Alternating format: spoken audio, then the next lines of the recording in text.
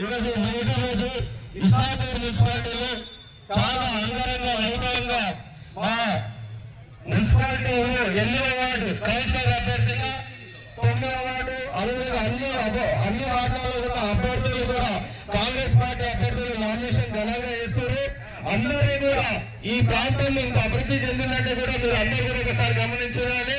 Congress party ద్వారానే జరిగింది, Congress party చేసింది. ఇక్కడ కూడా మీరు మన చిట్కులు ఇస్లాపూర్ మున్సిపాలిటీలో చిట్కులు ఇంత అభివృద్ధి చెందిందంటే మీరు ఈరోజు చిట్కుల గురించి రాష్ట్ర వ్యాప్తంగా తీసుకొచ్చినామంటే మీరందరి ఆశీస్సులతోటి మీరందరూ కూడా గతంలో ఈ గ్రామాల నుంచి మాకు ఓట్లేసి గెలిపించినాక కూడా మేము ఎదుగుతూ అంచెలంచెలు ఎదుగుతూ అదే విధంగా గ్రామం పేరు కూడా అంచెలంచెలుగా ఎదిగించిన వ్యక్తిగా మీరందరూ కూడా చూడొచ్చు.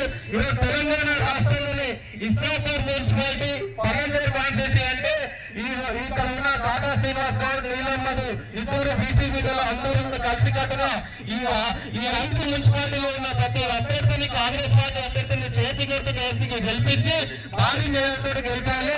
ఎందుకంటే గతంలో బీఆర్ఎస్ పార్టీ 10 ఏళ్ల నుంచి ప్రభుత్వం ఉన్నది. 10 ఏళ్ళలో కూడా మీరు చూసినా ఇక్కడ మా పిల్లలు కూడా చూపించారు, సోషల్ మీడియాలో చూపించారు. ఇక్కడ ఉన్న పక్కకున్న ఒక జెడ్పీటీసీ అభ్యర్థి మీతో వచ్చి ఇక్కడ వచ్చి పార్టీ తెలంగాణ